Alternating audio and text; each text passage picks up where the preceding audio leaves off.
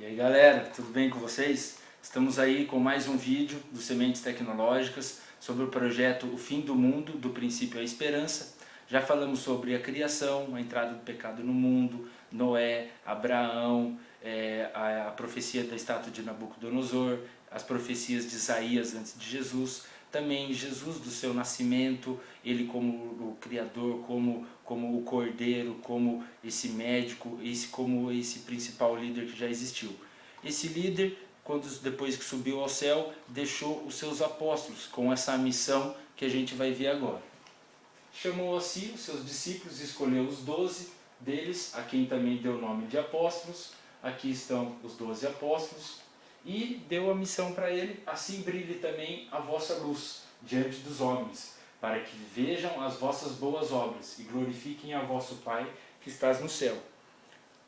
Desses apóstolos tivemos mais o quê? Mas recebereis poder ao descer sobre vós o Espírito Santo, e sereis minhas testemunhas, tanto em Jerusalém, como em toda a Judéia, Samaria e até os confins da terra. Então os apóstolos receberam um poder diferenciado do Espírito Santo, receberam com uma chuva de bênçãos para eles poderem levar o Evangelho às pessoas depois da morte de Jesus e quando ele ressuscitou e foi para o céu. Eles convertiam muitas pessoas e perseveraram na doutrina dos apóstolos e na comunhão, a partir do pão e nas orações. Em cada alma havia temor. Muitos prodígios e sinais eram feitos por intermédio dos apóstolos. E agora a gente vai ver 3 apóstolos. Pedro, aqui algumas características, ele fez um sermão onde 3.000 pessoas foram batizadas, está em Atos 2. Ele fez a cura de um coxo, negou Jesus 3 vezes, mas também se reconciliou com Jesus 3 vezes. Aqui são algumas características de Pedro. Paulo, tá? Paulo antes era Saulo de Tarso, ele perseguia a Cristo, mas Cristo fez um milagre em sua vida, transformou a mente e o coração de Paulo. E ele se transformou nos principais missionários dessa terra. Ele escreveu todos esses livros: Romanos, Coríntios, Gálatas, Efésios, Filipenses, Tessalonicenses, Timóteo e vários outros, e percorreu todo esse mapa aqui sendo um missionário de Cristo. E também João, aquele que Jesus amava, estava próximo a Cristo em sua morte, e também foi João o quê? Que escreveu o Apocalipse. Esse terceiro ponto dessas 3 principais profecias que a gente vai tentar desvendar aí o fim do mundo. Revelação de Jesus Cristo que Deus lhe deu para mostrar aos seus servos as coisas que em breve devem acontecer.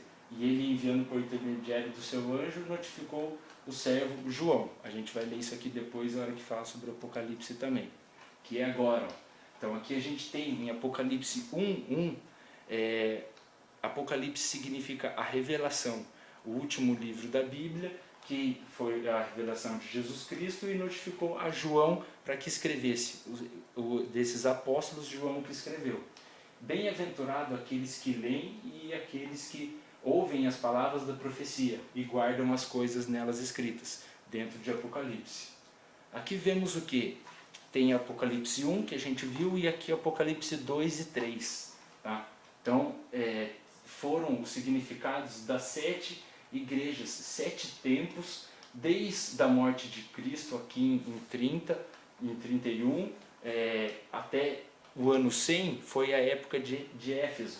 Depois em Apocalipse 2 e 3 tem todas essas explicações das igrejas de Esmina, que foi do ano 100 ao ano 313. Então tudo são ciclos com significados, que estão todos aqui, que esse material vai para vocês aí. Mas aqui é um resumo de Apocalipse 2 e 3. Aqui, gostaria de agradecer também ao Jackson pelo seu material do código aberto. Vários materiais daqui eu já peguei desse código, onde existe essa linha também do princípio até os dias de hoje também. Então em Apocalipse 6 e 8, ele fala sobre as 7 trombetas, fala sobre os cavalos, os 7 símbolos aqui também, e esse material também vai para vocês. Carta à igreja à Laodiceia. Então dentro daquelas 7 igrejas, existe a 7ª, que é o tempo que a gente está hoje. Quais são essas características? É uma tríplice condição da igreja de Laodiceia, que é a igreja dos nossos tempos de hoje. É uma igreja que significado ela é pobre, cego e nu. Só que logo depois, um verso depois, tipo o Apocalipse, ele já dá a solução para esse pobre, cego e nu. Em que sentido que é isso? Pobre, onde a gente pensa que existe muita riqueza, mas na verdade somos pobres de entendimento e conhecimento. Cego, porque a gente não tem essa visão deste mundo. E nu, porque a gente não se veste com as vestes do Cordeiro que estão juntos com a gente.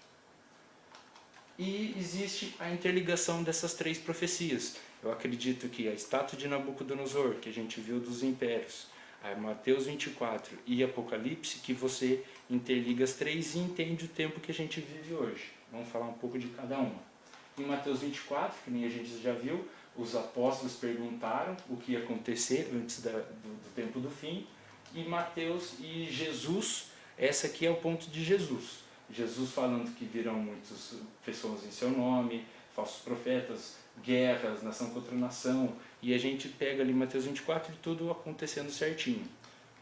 A profecia da estátua de Nabucodonosor de Daniel fala sobre os templos, tá? Cada tempo que já existiu, e inclusive o último tempo, que era os 10 impérios ali que se dividiram a Europa. Hoje a gente vê a situação da Europa que se encontra, uma Europa que está decaída, que não consegue se unir. Então isso pode ser mais um ponto dentro da profecia da bíblica, que mais uma coisa que bate. E dentro de Mateus também, junto com Apocalipse, os sinais do fim, os sinais da volta de Jesus. As violências, desastres, fomes e o evangelho sendo pregado a todo o reino em língua e nação também. Do mundo o que tem? Tem 2012, o ano da profecia, vídeos ou filmes sobre Apocalipse, Armagedon, ou agora como enfrentar o fim do mundo, como aproveitar, né? Então, coisas que a televisão e a mídia passam aí para a gente entender sobre o fim do mundo. Tem também a super interessante, falando que o fim do mundo começou, aquecimento global da Galileu. O mundo vai acabar? Então aqui mais 4 só da revista Veja. A Terra no limite, sinais do Apocalipse, o planeta pede socorro, a vingança da natureza. Então várias coisas que as mídias estão falando. Terremotos causam dano econômico de 5 bilhões de euros na Itália. Olha isso aqui, ó, 120 abalos por dia estão acontecendo na Itália. Aqui uma fábrica da Ferrari, ó. O funcionário da Ferrari morrer em uma indústria porque as paredes desmoronam como folhas de papel não é digno de um país. E isso é coisas que acontecem hoje. Esse outro material que eu vi na internet também, vídeo chocante mostra jovem dar à luz enquanto anda e em seguida abandona seu bebê recém-nascido. Então ela estava andando aqui, ó, teve o filho e foi embora. E deixou o filho lá, mais uma coisa que está acontecendo no dia de hoje. Isso aqui eu achei bem interessante, são imagens desse ano, um lago cor-de-rosa em Senegal. Tem alguma profecia de Daniel, mas primeira vez de Apocalipse, mas eu vi isso aqui. Aí na China aconteceu meses depois, e aqui ó, em Apocalipse capítulo 16, o terceiro anjo derramou a sua taça nos rios e nas fontes d'água, e se tornaram em sangue. E ali a gente já viu um rio rosa, o outro aqui totalmente vermelho na China. Mas será que essas coisas acontecem em Apocalipse? E daí aqui a gente viu depois na Austrália, meses depois, agora mês de novembro, a tromba d'água também na Austrália. E olha como as coisas vão acontecendo. Lago rosa ao lado do mar e mais 9 paisagens estão entre as mais belas do mundo. Então aqui a gente pode pensar um pouco nas coisas que estão acontecendo. Uma coisa que é apocalíptica se transformando aí em umas coisas mais belas do mundo. 1000 cairão ao teu lado e 10.000 à tua direita, mas não chegará a ti. A gente vê aqui uma casa intacta, tá, depois de um maremoto, um furacão, não sei o que teve aqui.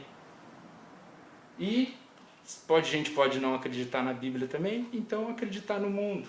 Tá? Mas no mundo o que fala? A astróloga mais pop da atualidade, Susan Miller, disse que agora, no tempo do fim do mundo, é um novo ciclo, o novo de uma nova consciência. Então, que a gente tenha essa nova consciência, pelo um entendimento um pouco mais amplo, não deixando falar essas coisas sobre o fim do mundo. E o passado assegura a nossa confiança no futuro. Tudo o que aconteceu lá atrás tende a acontecer nos dias de hoje também. Pois eu bem sei os planos que estou projetando para vós, diz o Senhor, planos de paz e não de mal, para vos dar um futuro e uma esperança, em Jeremias 29:11. E mais um aqui, a salvação é pela graça. Então, embora a gente tente fazer boas obras, mas o resultado de boas obras é obediência, é resultado da salvação, tá? De se sentir salvo. A obediência à lei não salva, é o resultado da salvação. E também a gente é salvo pela graça de Cristo morto na cruz para nos salvar. E através desse entendimento e reconhecimento a gente recebe a graça da salvação. Nós cremos que fomos salvos pela graça do Senhor Jesus, como também aqueles foram, e porque pela graça sois salvos, mediante a fé. E isso não vem de vós, é dom de Deus. Então, mais um vídeo aí falando sobre o fim dos tempos. É um vídeo que não é fácil também falar, é difícil, não é, mas a gente tem que passar esse conhecimento a vocês. Agradeço, valeu galera!